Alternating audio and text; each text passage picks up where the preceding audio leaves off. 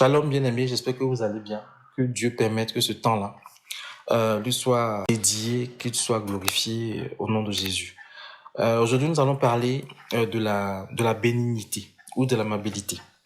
Je rappelle juste ou je précise que la racine du mot bénignité, en hébreu, c'est chesed, C-H-E-S-E-D, et en grec, c'est chrestotes, C-H-R-E-S-T-O-T-E-S. Et ces deux définitions, ces deux racines-là peuvent permettre de rapprocher la bénignité du mot piété, de la piété, quand elle est dirigée vers Dieu. Amen. Et dans un sens plus large, la bénignité désigne la faveur, la bonne action, la bienveillance ou la miséricorde.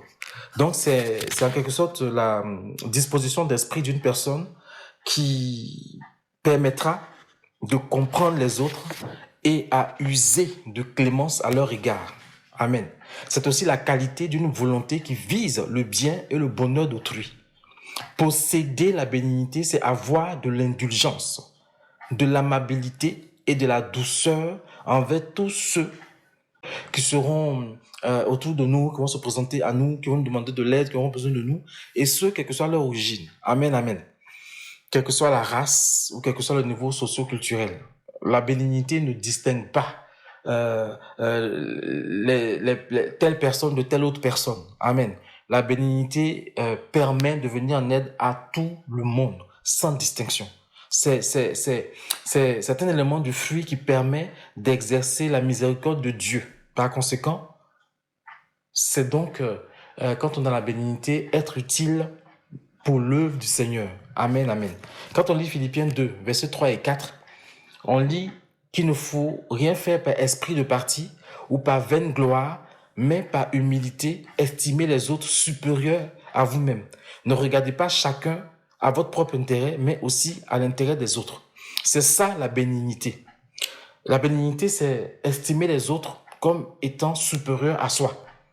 Amen. Mais sans se négliger, sans se sous-estimer, mais à chaque fois que tu as besoin d'aider quelqu'un, il faut te faire plus petit pour aider cette personne-là.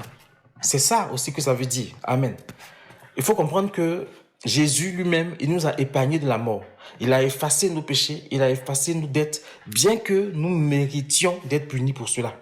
Donc s'il a fait ça pour nous, il attend que nous fassions pareil envers les autres, envers nos semblables. Amen, amen.